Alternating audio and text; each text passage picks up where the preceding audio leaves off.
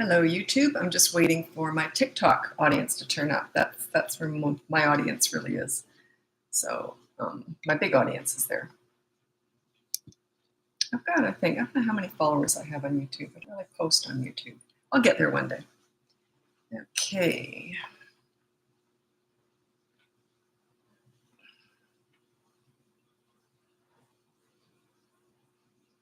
Hello, I am. You're the first one in. You're a real regular. Taylor, you're regular too, aren't you? I don't know XAV4000. Are you new? Anyway, while we're waiting, I'd love to hear where you're from. I don't know why. I always whisper when because I'm watching who's turning up. You're not on Bratbusters. You're not on Bratbusters. Oh, I'm on the wrong one. Oh, thank you. Be right back.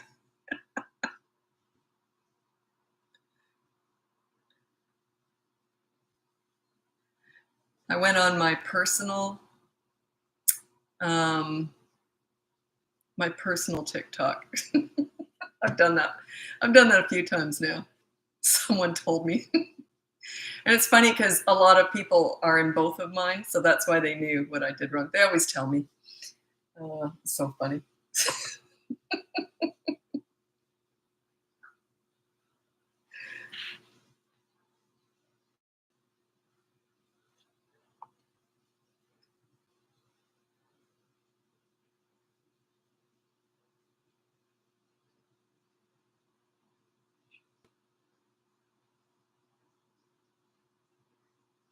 Hello. I'm waiting for I am to turn up. Hello, I am. I can't even tell you how many times I've done that. I was just on my personal TikTok thinking I was on here. I still had a few people turning up, which surprised me because I'm not really on there. But anyway, I just yatter on about nothing on that channel. Anyway, so yeah, I'm here now and I'm also on YouTube. So while we're waiting for people to turn up, now that I'm on the right channel, I'd love to know where you're from. I'm here in Vancouver, Canada, and I'm a parenting coach. I'm not a psychic. People often think I'm a psychic for some reason. I don't know why. Maybe I do this. I don't know why, but anyway. If I was psychic, I'd go out and buy lotto tickets. If people are psychic, why can't they pick winning numbers? I don't know. I don't understand all that stuff. There's a lot I don't understand. That's just one of the things. So where are you from? And if you're new, I'd love you to type in new. I'm always interested in that. Most people are regulars. San Diego, but stationed in Virginia. So you're from San Diego. San Diego has a big do they call it military? No, that's not I never know the word for that. People who are in the forces. Is that right? Texas. Hi, Texas. Atlanta, Georgia. Watch a lot of. Hi, Jessica. Yeah, I recognized your name. Maybe they do San Diego.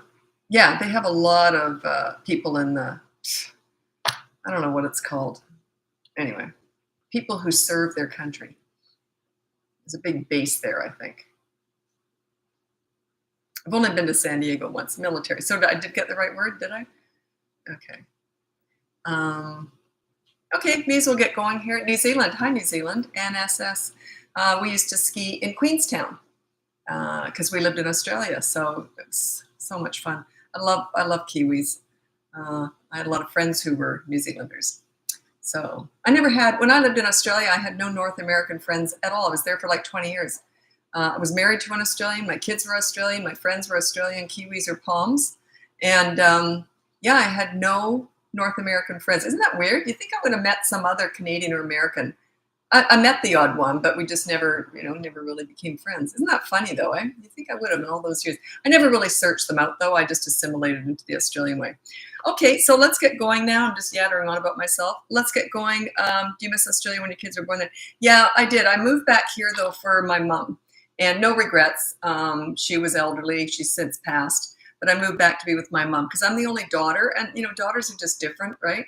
So yeah, she needed a daughter. And yeah, so that's why I moved back. But then my kids finished growing up here, so that's the end of that, right? They weren't going to go back to Australia. Okay, so parenting questions. If you go in the link above, I have everything I've got to offer up there, my courses, my coaching, and the free behavior board. It's all listed above in the bio. Okay. The oh yeah, grabs hands. Grab hand. No, after my toddler hits really works. Homie only swats flies now. You do best. I don't understand a lot of what you said. So I'm assuming that your toddler was hitting, and I always say when they hit, you grab their hand and say no, and just hold it for a few seconds or whatever, and then just walk away or something. Every time they do that, you say no. Is that what you're talking about? And that worked? If so, um, I miss seeing your lives. Happy for the scheduled ones. I miss doing them. I was on here last night. I had a really big group actually. So I'll still do the odd live, but I've been using them. I love doing these lives. And often I'll get some work that I don't enjoy doing. Like I love talking to parents, but there's a whole bunch of behind the scenes stuff I just hate doing. So I was using the lives as procrastination to avoid work I need to do. Isn't that weird? Sometimes if I had a whole bunch of stuff I hated doing, I would do 2 or 3 lives a day just because I find this so relaxing. So I'm trying to kick the habit. Yeah, I was leaning on these too heavily because they're like meditation to me. I love doing these lives. My son calls you anti-consequences. I'm going to write that down. That's so cute. Anti-consequences.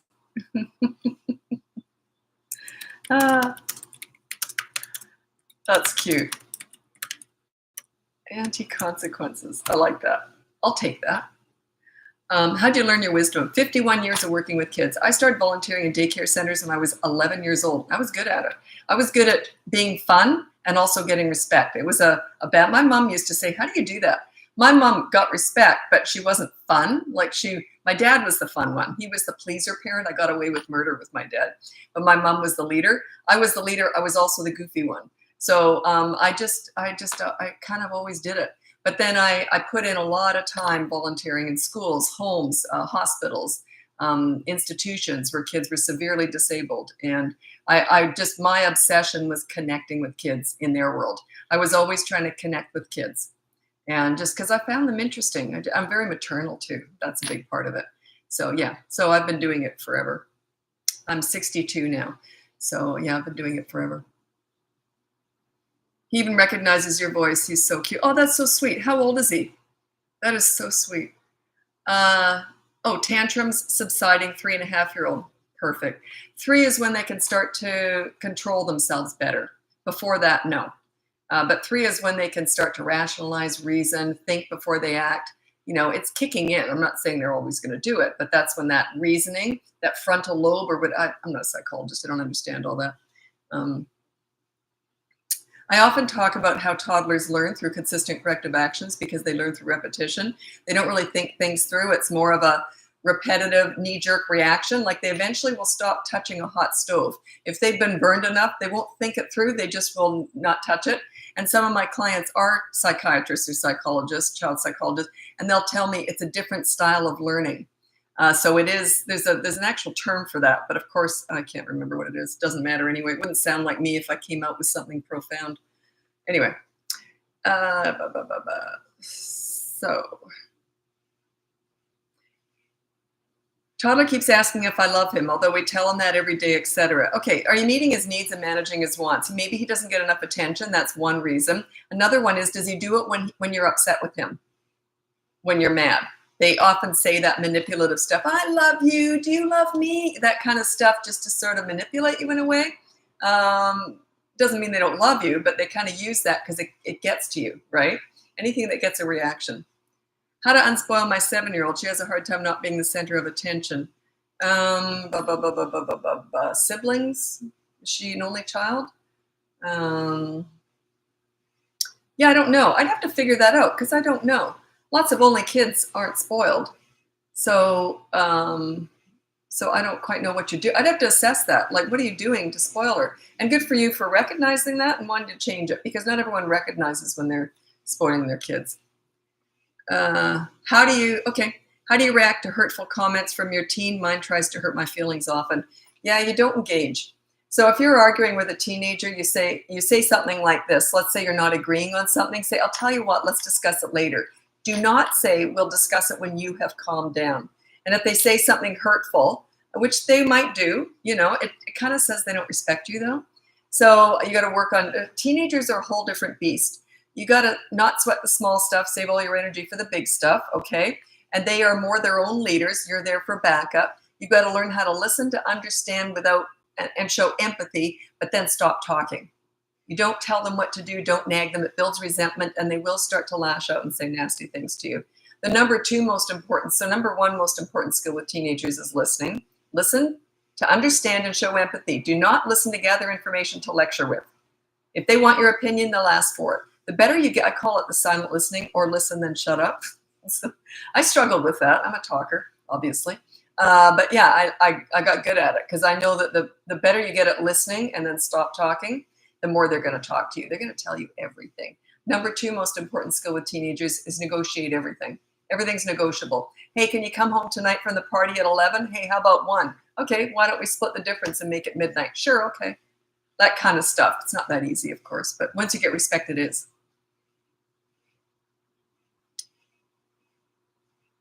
Are you comfy sharing your own kids' names? No. I they're adults now. They're, I got grandkids coming along now too. So yeah, no, they don't choose to be on here, so I protect them. Not that it's not a big deal, but yeah, I don't share their names.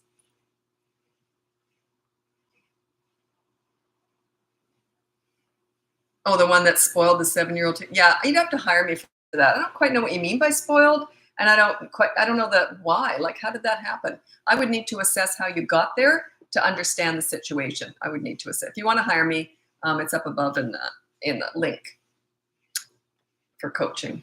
Okay. Oh boy,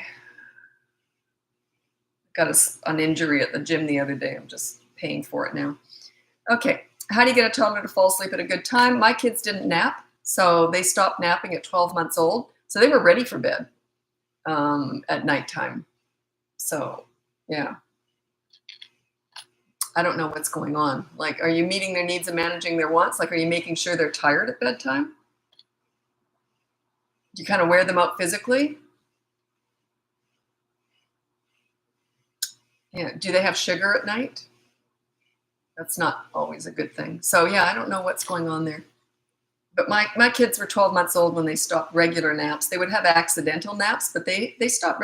They did it on their own. They just lost it. They weren't big sleepers, so like they didn't need a lot of sleep, and they weren't hyperactive or anything. So I think that was part of it. They just didn't need a lot of sleep because they didn't use as much energy. How do I get my 3-year-old to eat anything besides chicken? Well, don't provide chicken all the time. Just say we're only having it 1 day a week or whatever. So they're only eating what you provide. If you don't, and they can skip a meal or two. Like if a kid goes on a hunger strike, I've never heard of a 3-year-old dying of a hunger strike because they don't get the food they want. I've never heard of it. So, and I'm not a nutritionist. I can't recommend anything with that. But I'm just saying, if you got to provide other foods and not chicken. I'll tell you a funny story. Well, it's not that funny, actually, but it was interesting. My mom, years ago, there was this family that lived across the street. I think the parents are all gone now, so I can tell the story. Anyway, they have this little girl. I can't remember her real name, but they used to call her Tiger. Cute little thing, blonde hair. And she would only eat, I think it was Cheetos or Cheesies or something, one of the two. So she would only eat that. And the parents would say, well, we don't have any in the house. Now, this was back in the 60s. So a lot of moms didn't have cars. My mom did have a car. And a lot of moms just didn't drive. And this neighbor, her name was Wilda Purser. She came over, or she phoned my mom, and she goes, Lil, would you be able to go to the store and buy some cheesies? Oh, her name was Diana, the little girl. Because Diana hasn't eaten all day. All she'll eat is cheesies. Okay, so now the problem with that is that kid knew if they hold out long enough, they're going to get cheesies. It was awful? All of her teeth rotted because all she would eat was junk food. And the parents gave it to her. Yeah, my kids, I didn't have any junk food in the house, so my kids got this healthy food or that healthy food. Not that chicken isn't healthy, but you got to mix it up, right? Yeah, you're letting your 3-year-old control their nutrition. That's a mistake. Ever dealt with RAD? Have I looked that up before? I don't know if I'm not a doctor. I'm not up on all these things. And I don't discuss these things very often. People want to talk about it. It says rad power bikes. I don't know what it means. Tips on disciplining a 12-year-old. Well, you got to work with connecting with your kids, okay? It's all about connecting. You get their respect, and then the discipline takes care of itself. Try my free behavior board. It's up there in the link up there in my bio, and that will explain to you exactly how you discipline. It explains it. You say to ignore tantrums. Do I ignore them in church and restaurants? Yeah, I often talk about that. You don't do that to other people. You take them out in the parking lot or in the car. So you can move them while they're having the tantrum. You're still not talking to them or looking at them. You just pick them up and move them, or drag them if they're older, if you have to, just under the armpits, whatever you got to do. Get them out of there. Don't do that to other people. That's rude. Grandparents like to do therapy sessions with toddler. Do I get involved? If they're babysitting, don't say a word. You never tell other people how to parent your kids. If you trust them enough to drop them off, and then you let them do whatever they want. What'll happen though is when children have a good leader, they only need one, by the way. There's usually one good leader in the family. There's not usually two. My mom was the leader. I was the leader. They only need one. They just tend to lean into that leader's lead anyway. I call it the leadership umbrella. Once they're about 3, they kind of carry your leadership umbrella everywhere they go. So no matter what the grandparents do, won't make any difference, because they're going to be under your guide, because they do tend to lean into the leader. They like themselves. They have very high self-esteem, and they have confidence when they're with that leader. So they tend to carry that personality everywhere they go. They respect you by the time they're 3, 3.5. It kind of kicks in big time. My son was in grade 2, and the teacher called me at her lunch hour, to tell me that she thought it was so cute. She said to my son, grade 2, she goes, "Why are you so nice?" And he said, "Mommy makes us be nice." Darn right. So I was the leader. So they were nice everywhere. So don't worry about what other people do with your kids.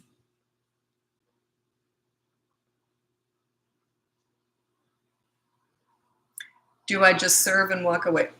Is this the same question, the same one with the food? It's a little bit complicated. Like, I'd have to figure out your setup. Are they sitting in a high chair? What's the meal? Is this mealtime stuff that you're talking about? I'm not too sure it's the same one. Angela Sussman. Yeah, okay, same one. Okay, mealtime. Mealtime battles. Yeah. Let me think. Well, I'm going to try and give a generic answer. Like, if I was coaching you, I have a million questions. Yeah, are they in a high chair, for one thing?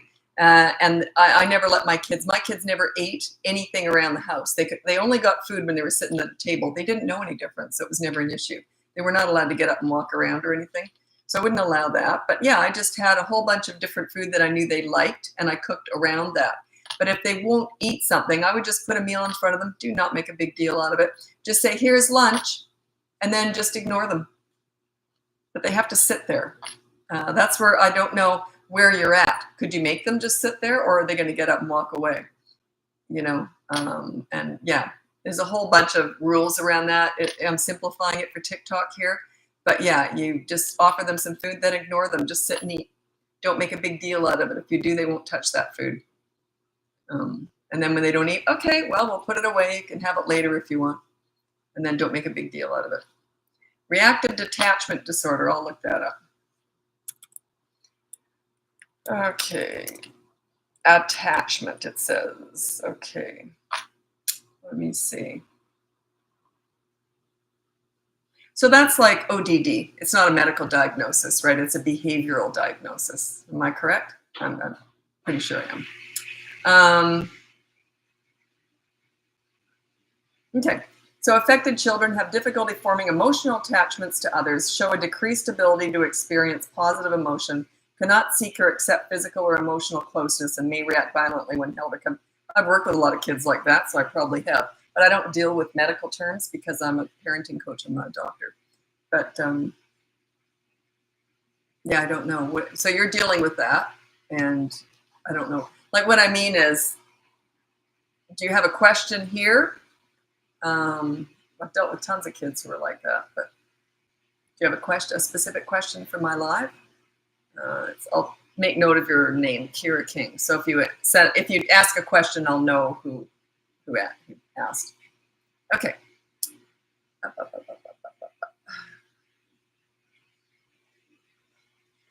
Best advice before starting kindergarten? Yeah, absolutely. What I did with my kids, and it worked really well, a lot of clients say it's helped, is, oh, I should actually do a video on that with the school right here. How to prepare for kindy, etc. Is I took my kids to the actual school, and I packed a lunch, and if they had a friend that was going to that same school, we'd meet them there. So we'd go there and they'd get familiar with the school ground. I'd show them where I was going to drop them off. I'd show them where their classroom was. I did all that so they were more familiar with the grounds. Familiarity just makes it a little bit easier for them. So that's what I did. Then when I dropped them off, I did the dump and run. If I could see their chin was starting to go because they were looking at me, I would just, oh, the teacher, lovely. Okay, have fun. I'll pick you up later. I always ended with, I'll see you later. I didn't end with, bye, I'm off to shop. I always said, I'll be picking you up in about 2 or 3 hours. Yay, and then we can talk about your day. And then I'd run. It was very quick, like pulling off a Band-Aid. Don't drag it out. And the teachers are used to that, right? So.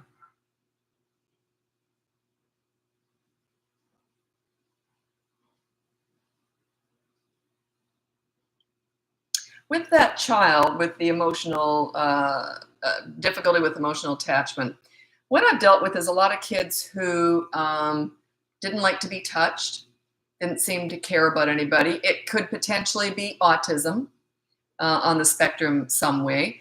But the thing is, I treat all kids pretty much the same, and it's just about entering their world. If you're expecting them to find their inner adult and enter your world, good luck with that. You got to enter their world. And when you get good at this, you watch how they play, study them, and then get in the floor beside them and start playing their way in their world. It's very hard for them to ignore you once you've entered their world. That's all I ever did with kids. It's all about connecting. Discipline's just a tiny, tiny, tiny part of it. Once you're really connected with kids, they're going to bend over backwards to please you because they look up to you. Like as soon as you get good at connecting with a kid, they're all over you. It's just the way it is. Think about it.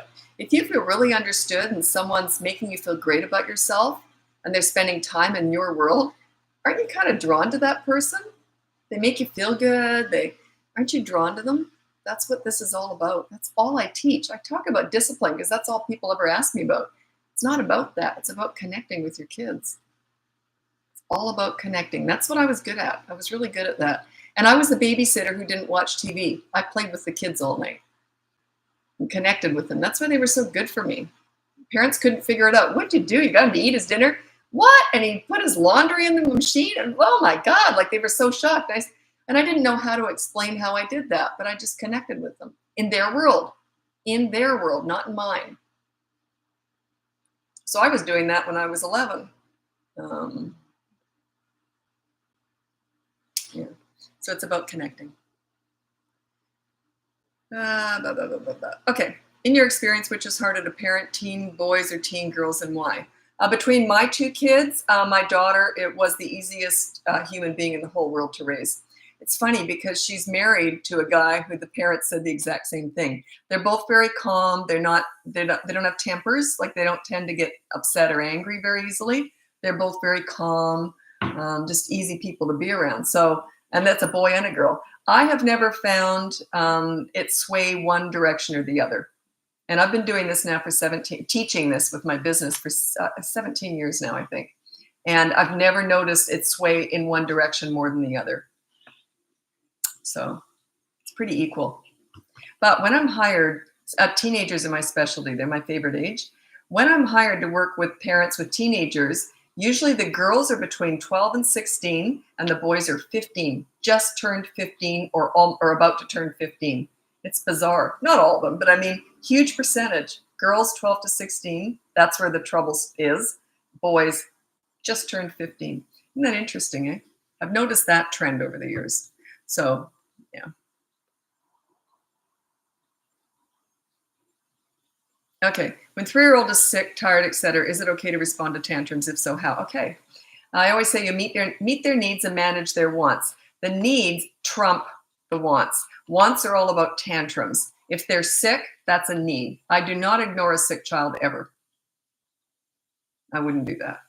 So yeah, you meet their needs and manage their wants. Usually the tantrums are all about wants, but when they're sick, if you feel crappy, you're just going to keep having tantrums. I would, all the rules go out the window when they're sick. Oh, okay. We have a friend. Okay. We have a friend who adopted a boy that has RAD, and he came from an orphanage, though. That's tricky. I've dealt with kids who've been adopted later on and they were abused or whatever. I've dealt with a lot of crisis abuse situations. So, yeah, I get it. I get it. It's tough. It's tough. There's some permanent damage there, but all you can do is do your best, and connecting is everything. And trust. Imagine if you've been neglected for a few years, and then people come along and say you're always waiting till you're kicked to the curb. You're always sort of waiting for that. So yeah, it takes a long time. It's not an easy thing to deal with at all. But I've done a lot of that. I used to specialize in crisis work, and when I remember one night I was called in to do the news, the 6 o'clock news, and because some kid had done himself in, and they wanted me to talk about how to prevent that, which you can't. There's no guarantees with any of that. But anyway, and they introduced me as the crisis queen. And I didn't do any more TV after that. I don't want to be the crisis queen. I want to be the prevention queen. So, but yeah, I know all about crisis and damage with kids. It's tricky, but I always try and stay positive. And I have a few tricks up my sleeve on how you deal with crisis. I don't discuss that on here, but yeah, it's tricky, but it's not hopeless. It's doable. Can you talk more about teenage girls? What do you want to know? Hormones flying, when to back off, when to respect their space, when to get a, yeah, I was just going to tell you a funny story, but no, I won't tell that. It might scare you because most parents on here have little kids. But yeah, I deal with a lot of that teenage girl stuff. The thing is, if they're going to get snotty, you've got to learn to walk away. You just have to. You have to learn when to walk away. Just take the high road. It's all give with teenagers, maybe a little bit of take. But they're separating from you, right? And they're trying to prove themselves out there in the world. They're full of hormones. Their brains are developing. I mean, it's all happening. And yeah, they want to wipe their feet on someone sometimes. And it's usually the parents. But there's ways around that. Yeah. Anyway. Yeah, teenagers are my favorite age. Words. They're about consistent corrective actions. They're not about words. I say that all the time. They're about consistent corrective actions. So say no and take something away. You have to take action. Yeah. You're going to find yourself getting into that the yelling if you don't take action. You got to take action. Teenager at home is testing me to the max. Yeah, they're going to do that. They're going to test you, but they'll give up if you're a leader. They're not going to do that. They just don't. Got to work on that. I don't. You'd have to hire me if you want my direct help with teenagers. I don't have a course on that. I have a course if you have 3 to 12-year-olds. I don't have a course on teenagers. It's coaching, but yeah, they just don't test you. My son, he was 15, and he said he wanted to rebel. He was that type. He wanted to, and he was upset one day with me. And I said, "What's wrong?" And he says, "You've been a really difficult mom to have." And I was like floored. I thought I was great. I said, we were really close. And I said, "Why?" And he says, "I've got nothing to rebel against. You're too reasonable and easy to talk to." Woo, didn't see that one coming. I said, "Fine, go clean your room." And he never did. Rebellion taken care of. But yeah, when you're reasonable and easy to talk to, there's no testing you or anything like that.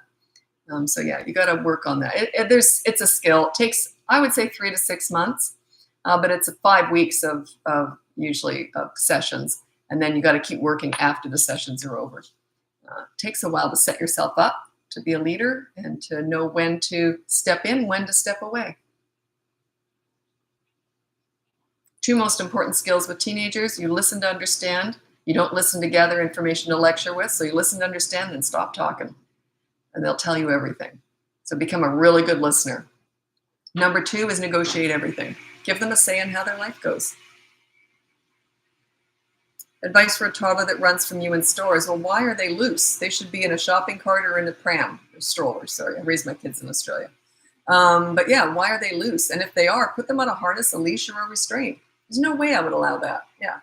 They have to be restrained. They're all feet, no brains. Someone can grab them. Start behavior chart and already seeing improvement. Excellent. Good for you. So you're putting in the work. It's work, isn't it?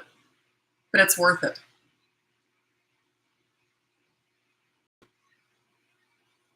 Oh, well, you're asking me how to handle your husband. It's from Jesse. Husband believes in physical discipline for tantrums. How do I tell him that's not the way? Tantrums are not bad behavior. They're a loss of control. So they've just lost their nut, right? It's not bad behavior. But yeah, just tell him, well, I don't know how to help you with that. I deal with that a lot in coaching. And this is often what happens. When people hire me, there's often a couple. And usually one parent's like this. And then there's sometimes the other parent's like this. And it's usually the dad. So what I say is, if I see that happening, I deal with this all the time, is I just say, don't be skeptical. You're wasting your money. Men don't like to hear that. They don't like to waste their money. So I say, you're wasting your money. Just do whatever I tell you to do for at least 3 weeks. And then let's talk about it. So, but yeah, so I don't know what to tell you. That's what I tell them. But then you're not spending money on me. So I don't know how that would work. But yeah, that's sort of my job. Like when I'm hired, that's one of the things I have to do. And sometimes I'll completely exclude another parent. They won't want anything to do with this. I say, fine, don't be on the behavior board. You know what happens is, this has happened a few times now in the last year, that the one parent will start getting respect and the other parent hates everything I've ever said. They don't want anything to do with this. It's usually very powerful men in business because they're used to being in charge. And I respect that. I deal with this all the time. So you know what happens though, and this has happened a few times, is the father will see the mother getting all the respect and the fun with the kids, because the leader is also the fun one too. That's what you want. And then they'll hire me behind the wife's back. That's happened a few times because they want that too. It's funny, but I'm used to it. And they're like, oh, don't tell her. And I said, yeah. And they're always surprised when I say, yeah, you're not the first one that's done this. Oh, really? Yeah, no, not at all. Seen it all. Yeah, my son always tells me I'm not happy with him when getting in trouble, starts crying, and he invites to stuff. It's just pure manipulation. If he says that when you're riding Dumbo at Disneyland, then you might want to look into it. But when he's in trouble and he says that, just go, whatever. Like, I wouldn't give that any attention at all. You hate me, I hate me, life sucks, and whatever. Like, if they're only saying that because they're not getting their own way or they're mad, why would you give that any attention? It's manipulation.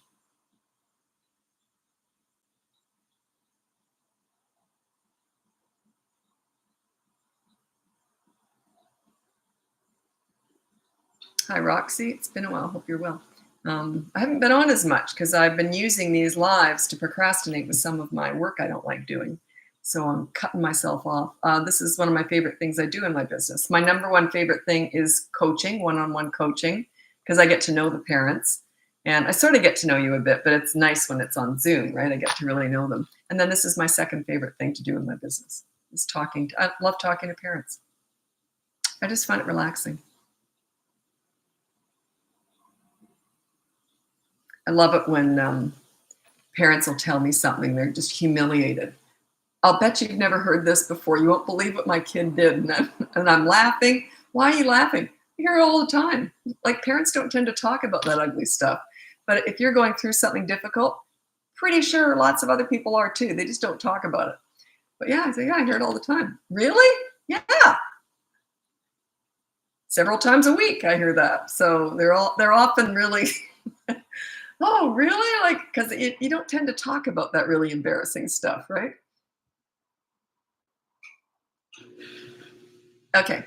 Is it too late to get my teenager to start respecting me? I feel like I failed as a parent. Okay. No, it's never too late. You can do this with adults or anybody. It's just about giving respect to get it. That's all it is. So you got to learn how to give it, though. You got to give it before you get it. Okay?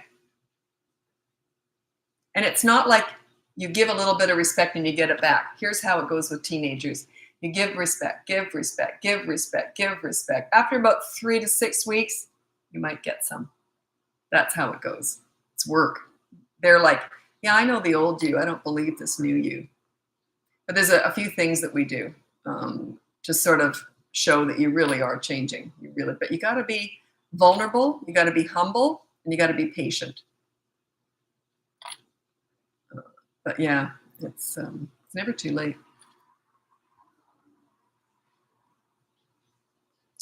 I was a bonus mom when I stumbled upon you. That chapter has closed, but these lives helped me a ton. Excellent.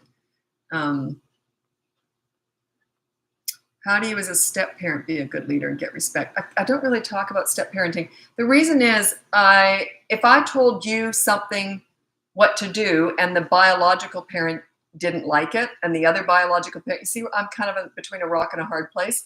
That comes up a lot in coaching, but I need a biological parent there. So, because I only teach parenting, I don't teach step parenting or teaching or any of that stuff. So, yeah. Thank you for the gifter badge. I appreciate that.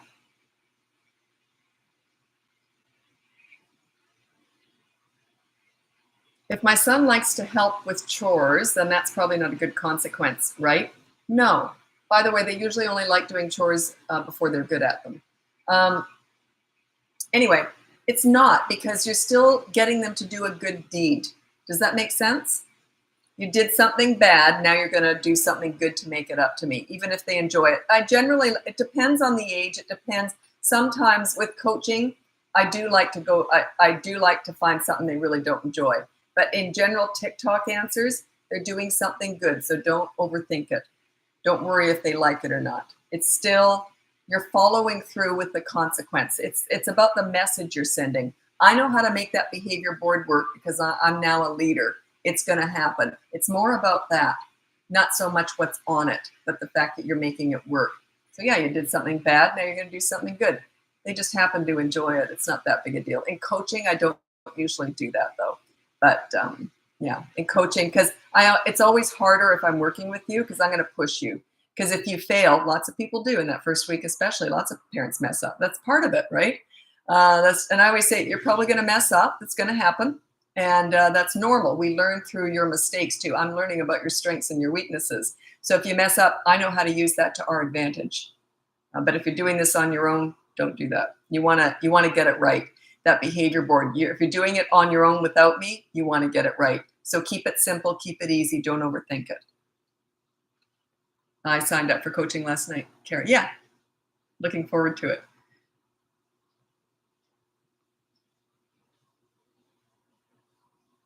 How to teach patience to my toddler.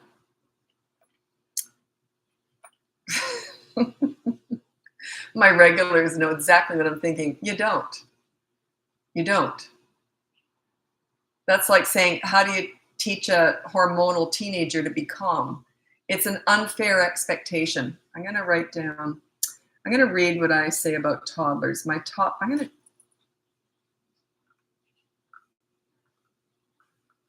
Okay, I'm going to add something to it actually because of that question. It's a good question.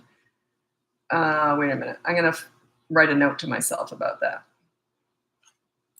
Just a sec. I'm going to figure this out. Note how to teach toddler to be patient, ? And then I'll make another comment. But anyway, here's my top 5 tips for raising toddlers. Child-proof your whole house so you never have to say no. Do a toy rotation system so they're never bored. When you're playing with them, enter their world.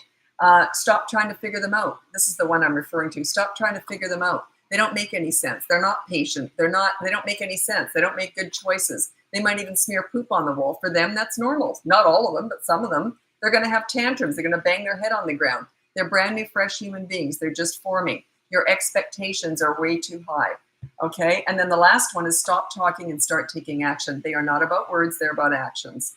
Okay? They may parrot what you say. I see this all the time. Drives me nuts. Use your words. Mommy you say you're sorry. I'm sorry. They're parroting. It's not going in there. It's not at all.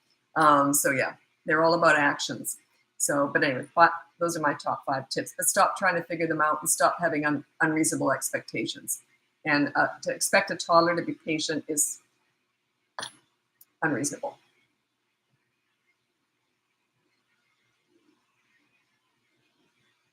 Okay, my toddler, I call toddler under 3. A 3 and a 4-year-old I call a preschooler because they're very different. A 4-year-old is very different from a 2-year-old. So you said, here's Seisha. My toddler lies a lot about small things. How do you teach lying is bad to a 4-year-old? Consequences. Use the behavior board and put down, the behavior board starts at the age of 3. Because under that, they're all about consistent corrective actions, not words. But at 3, they can start to reason and think before they act. So put down no lying. And then you can even put down, I will decide when it's a lie. So they can't even argue that. But I was telling the truth. I said that's a lie. I'm going with that. Here's the consequence. And have a consequence. I definitely address lying. You want to get that one early. What if a kid bursts out in anger? Any tips? No. That's their process. But I don't know what you mean. Like, are they 16 and what are you doing? Why are they getting angry? Understand, but I'm not sure. That was Kelsey. I'm going to go back. When do you start telling your baby no? Stuff like that. He's 9 months old, but I feel like, yeah. Yeah. It's all about actions, right? So you're always, with a baby, you do more redirecting. Not so much diversion. Diversion is like, here's a lollipop. If they're doing something bad, then they've just learned when I do this bad thing, I get a lollipop. So that's diversion. It's just sort of more redirecting. I guess I'm just, sort of the same thing. But if they do something, you might say no, and then you redirect them to do something you want them to do instead. But it takes repetition, right? They only learn through repetition. And set them up for success. Set them up, child-proof your house so you never have to say no. Set them up for success. Don't set them up for failure. I have had so many friends. I don't know why they did this, and I never say a word. Like, it's none of my business how friends would parent, or I'll never tell my kids how to parent either. None of my business. And they'll never ask me anything because they already know exactly how they were parented. So anyway, what was I going to say? Oh, yeah. Friends would leave everything out, plants, and they'd say, oh my God, he got into the Vaseline again, and it went all over the TV. I'm like, why on earth would you leave Vaseline out for a toddler to get into and then blame the toddler? Like, you're setting them up to fail. And then I want them to learn not to touch things. Well, then don't complain when you get Vaseline all over your TV. I never understood that. Like, I just don't get it. I wanted to set my kids up for success.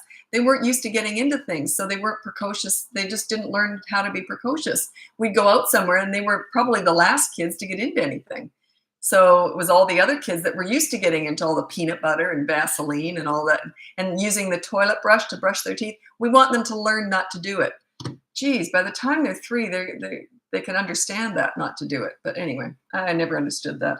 I wouldn't want my kids brushing their teeth with the toilet brush, but if you're okay with that, who am I to say? But, oh, gross. Tips for extremely busy 2-year-old. All the tips I told you, they apply to all these kids. And plus, I didn't learn a lot with my own kids. They were pretty easy, and I got respect when they were tiny, so I kind of sailed right through the teen years. I learned all this from working with all the hyperactive, ADHD, WXYZ, I call them alphabet kids. Those are all the kids that people handed to me. No one ever once said to me, here's an easy one, Lisa. They always said, good luck with this one, Lisa. I was always with the challenging kids. That's where I learned all this. That's where I learned how to connect with kids and be a good leader, be calm when you're disciplining. And I learned how to connect with kids through the difficult ones. Never an easy. No one ever handed me an easy kid. Never. What'd you do when you go to other people's houses that are not childproof? I watch my kids like a hawk. It's work. It's just work. Parenting is hard work. Actually, toddlers are my least favorite age. They're cute as a button, but they're all feet, no brains. So yeah, it's just hard work. I followed them around.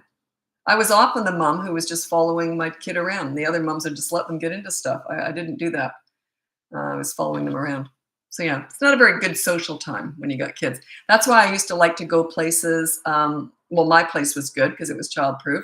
Or I like to go to McDonald's playground or parks or play centers because they were all childproof. So that's why I liked doing that. But I hated going to someone's house who wasn't childproof because you couldn't socialize. You just had to chase the kid around the whole time. That's part of it. That's part of parenting. You got to do that.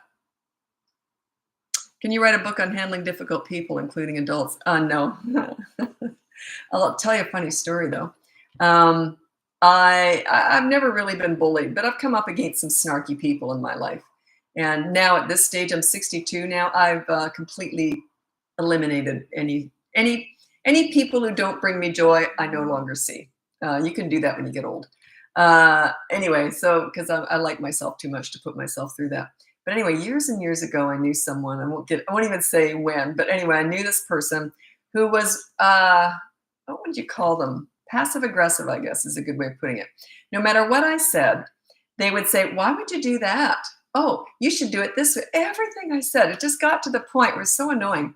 So you know what I started doing? I thought, how am I going to handle this person? It was someone I had to see a lot. And so one day they said, well, why would you do that, Lisa? And I said, crazy Lisa. I just came up with it. You should have seen her face. She went like this. She didn't know what to say to that because I never answered her. I just, crazy Lisa. I agreed with her. Anyway, it completely changed our relationship. I hardly ever saw her after that because she couldn't bully me anymore. Oh, it's funny. But yeah, just agree with them. This is how you deal with bullies. I've never really been bullied. And I'll tell you my story. I haven't told this story for a while. I was in grade 2 and I had to go to the bathroom in the middle of class. And I'd never been in the hallway alone before. You know what that's like? You're grade 2 and you're walking down this big hallway, and you're the only one. It was kind of exciting. So anyway, coming out of the bathroom, I saw the grade 5 school bully walking down the hall, just the two of us, like the OK Corral, oh, it was awful. I saw him coming and he was licking his chops when he saw me. He was going to come at me. So anyway, he came right up in my face. My maiden name was Hanky. So he said, Hanky Panky. So I looked up at him and I said, I prefer Snot Rag and Boogie Bundle. Oh, well, got to get back to class. He never came near me again.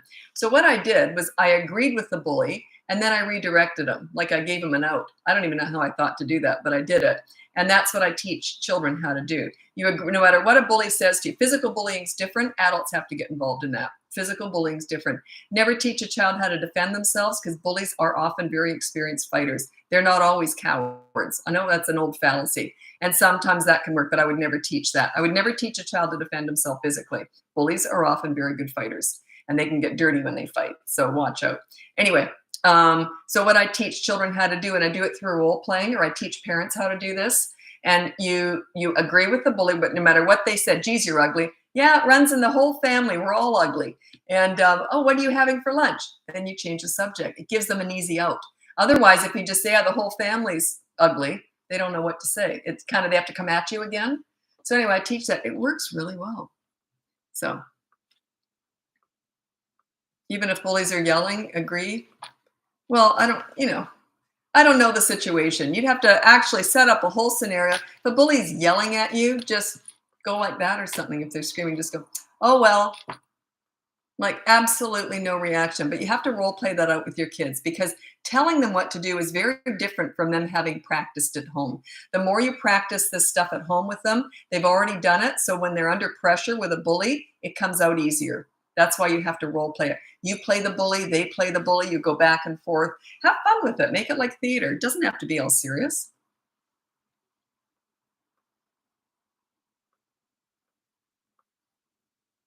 But yeah, bullying's yeah. Oh, I was trying to think of a story years and years and years ago. Oh, I used to do regular TV spots as the expert on the morning program.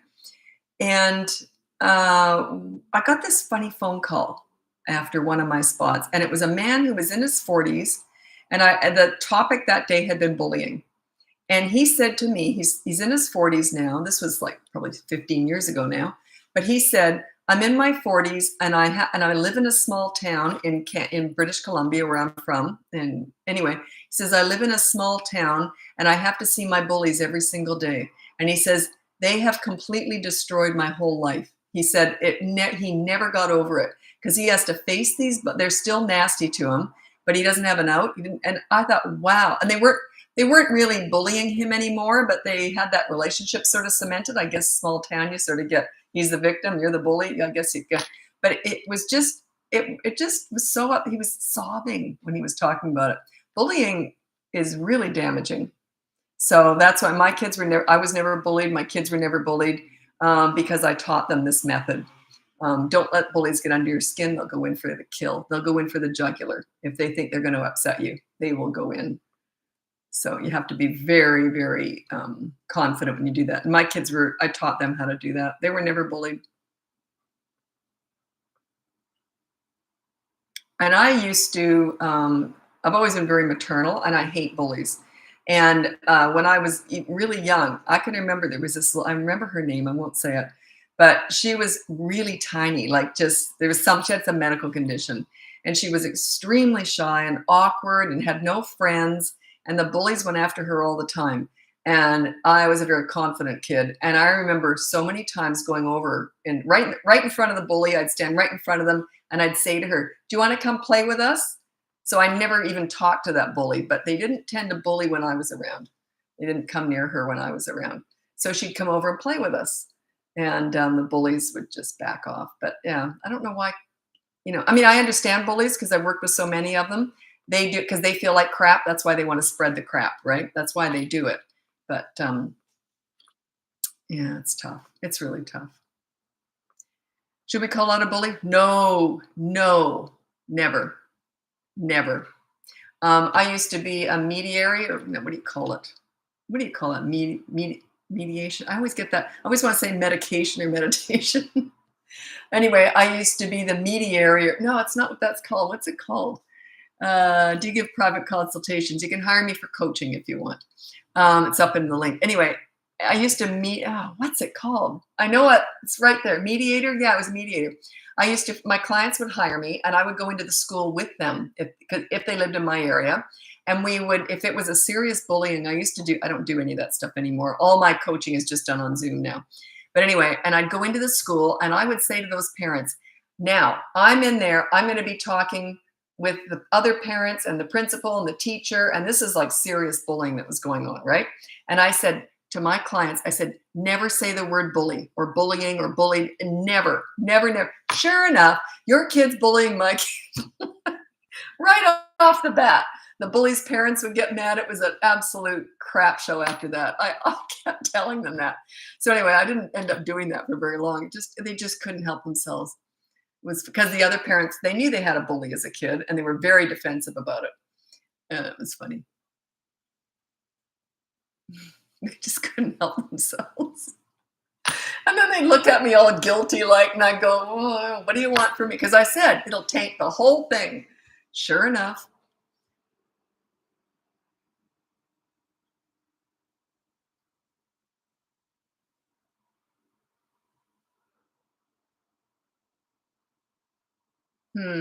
Yeah, 2-year-old. Okay, you're asking a lot from me, and I'll tell you why.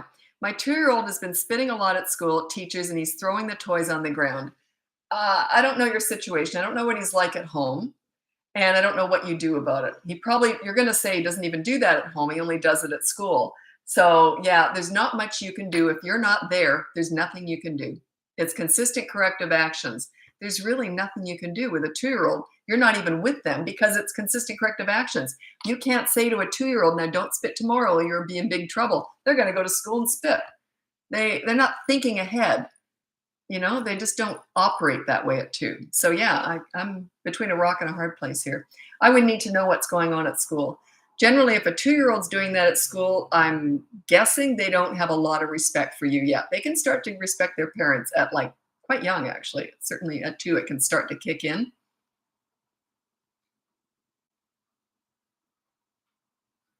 How do I help my 2-year-old stop saying no? I don't care if they say no. I never, ever, ever address attitude. There's no point. You know why? Because then you're reacting. You be proactive, not reactive. If you're going to react to them, good luck with that. Yeah. I just take control. I'm in charge. I have rules, consequences. Their attitude, their sassiness, their cheekiness is just a sign that they don't respect you. So work on your leadership skills and they will never sass you. My kids didn't sass me.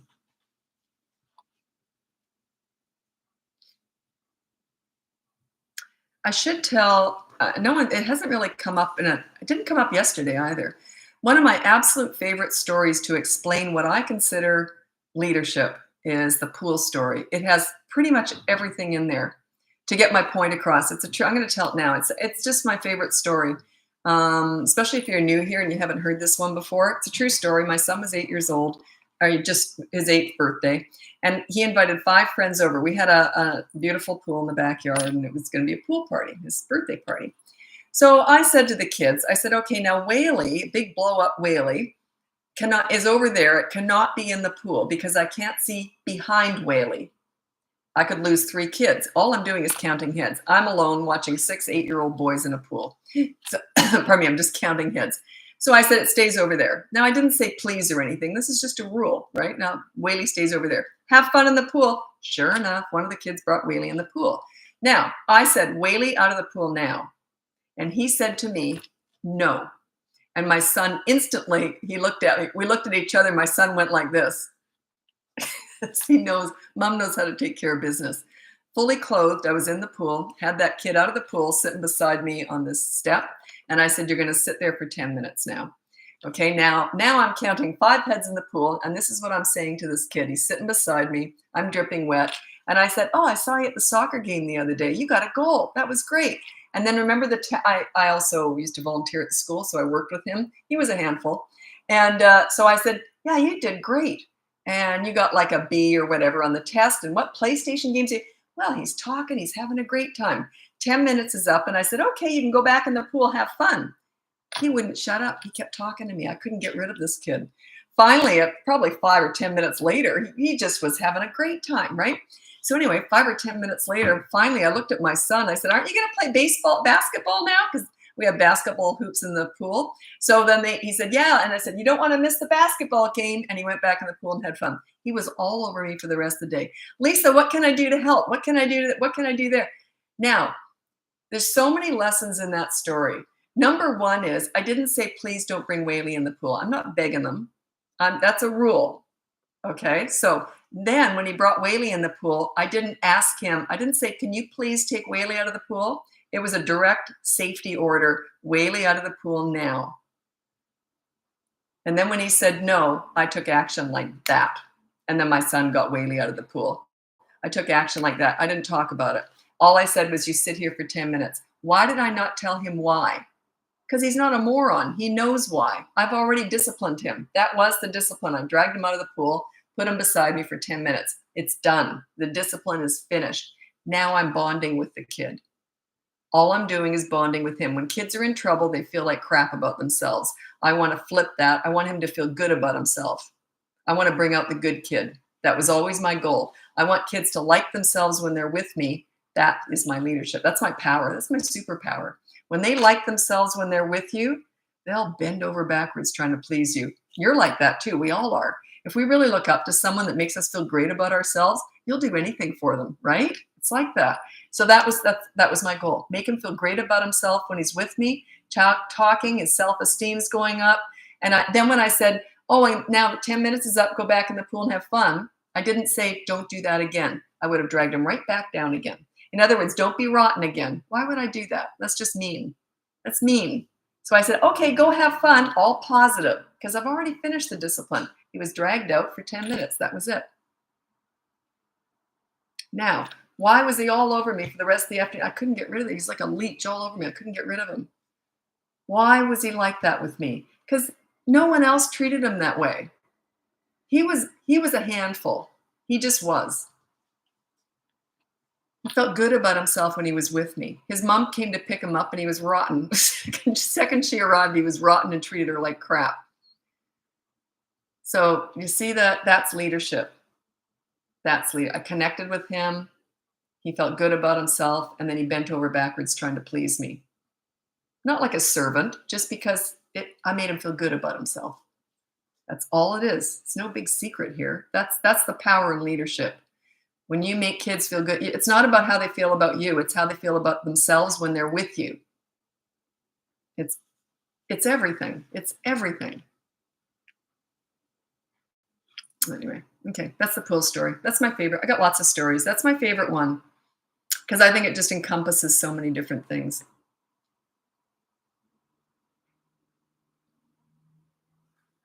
Okay. Is it okay to allow a teenager for sleepover to their friends? It depends. Do you know the parents? There's too many variables there. Too many variables. Plus, what about older siblings? I won't go into it, but lots has happened with older siblings. Lots.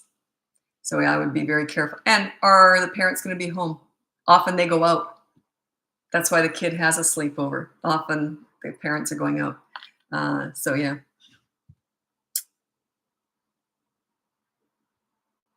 Does that work with adults? I think it would. Okay, about the make them feel good about themselves. Here's the thing. I serve children. What I mean by that is it's all about them because they're kids. They're just kids. I don't serve adults. I'm not trying to bring out the best. If they don't just come with the best of them, it's not my job to to discipline them and bring, you know what I mean? I don't want to be someone's leader. I don't want to be telling an adult how to act. I want to guide children into being the best they can be. But if someone comes into my life as an adult, they're already formed. They're not my job. I'm not serving them. Does that make sense? Yeah. It's not, I don't believe in that saying you got to teach people how to treat you. What a stupid saying. So in other words, they're a total jerk, but it's your job, it's your fault because you haven't taught them how to treat you. You see? If people come to me with baggage and all messed up, I toss them to the curb. You bring your best when you come to me, or I'm going to toss you. And I do that with other people too. Bring your best. Be a nice person. That's your job. You're an adult. So yeah, I look at adult kids are different to me. I'm serving them. I'll give you a good example. If I saw a child, and this is even a teenager probably, who was in danger, and I knew that I would die, and I could save that child somehow, I could be the one I would do it. It's just a natural instinct in me to do that. I wouldn't do that for an adult. I wouldn't throw my own body and die for just some strange adult, but I would do it for a kid because that's my job as an adult, to protect them and sort of serve them, if that makes any sense. It's just my philosophy.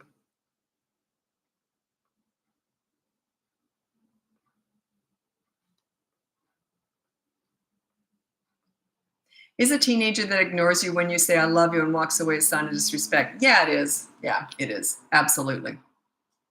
Yeah. You got to time it too. You don't just throw it out there just because they're being moody and difficult. It's almost sort of a manipulation. They're in a mood and I love you, and then they get up and walk away. You got to time it. You got to figure your teenagers out and respect their moods, and their hormones are flying. Yeah, they can be annoying. But you got to respect that because you were probably like that too. So we tend to forget. Whenever someone complains about their teenager to me, I said, the only way, parenting isn't fair. It's kind of a one-way street most of the time with teenagers. And then I say, your payback is when they have their own teenagers and you get to sit back and go like this. It's a slow burn. It's a long wait. But that's the payback, is you get to watch them raise their own teenagers and complain to you about it. And then you can say, are you kidding me? You know what you did to me? Like, what time is it? Oh, I'm going to get going soon. Do you believe parents and children can be friends? Absolutely. I was crazy. I was definitely friends with my kids. Absolutely. But I was mom first. My first role was mom. And they knew that. We were very aware of that. But they were such easy kids because I got respect when they were so little that all we did was goof around all the time. It was just a blast. Parenting was the most fun I ever had. I miss it. It was just, you had these little playmates around. Like they were just a riot. A lot of laughter, a lot of goofiness. I'm still the goofy one in the family. I've always had a lot of that. And yeah, absolutely you can be friends. But that's your secondary role. Your first role is mom or dad. Absolutely. 100%. I remember years ago, I saw this Facebook, and it was a neighbor, someone that we knew, and she had a 15-year-old daughter, and she was one of those cool moms. People used to think I was cool too, but I was still mom. Everyone knew very much, oh no, Lisa's mom. Lisa's the leader for sure. But I was not cool, or you know what I mean. I was fun, but I wasn't like she was hip, that kind of cool. You know what I mean? She looked like her kids. I mean, she was, very trying to be popular with the kids. I didn't care about that. But anyway, she took her 15-year-old daughter to the movie and on Facebook posted a picture, her and her 15-year-old daughter and a bottle of wine. I was disgusted. That's not parenting. Yeah. So you don't want to be that kind of friend. That's not parenting. Okay. I have to get going. Sorry, I'm just reading something. Anyway, I have to get going. I'll be back again. I might be back intermittently on lives, but I've got 2 scheduled lives per week now. Tonight's Tuesday night at 7 Vancouver time, and then Saturday at 10 a.m. Vancouver time. So those are my schedule for now. We'll see how it goes. Things come up with me. But anyway, that's my regular scheduled one. If you want to hire me, you can go up in my link up above, and we do Zoom coaching one-on-one. And if you're going to hire me, don't hold back. tell me, like, oh, I hate that when people do that. Session 3, I guess I should have told you this, but yeah, you should have told me that, because you're wasting your own money. You're wasting your own time. Don't hold back. I've heard it all. So, and there's no judgment here. So just spill all the beans in the first session, and then we can get progress quicker. Anyway, so if you want to hire me, that's up there. Also, my courses are listed up there also. And then you can get my free behavior board. If they're 3 and above, you can use that behavior board. So it's just about giving respect to get it, because you're on there too. That's why it works so well. Anyway, thanks so much for watching. I'll be back again on Saturday. So take care. Bye now. Bye, YouTube.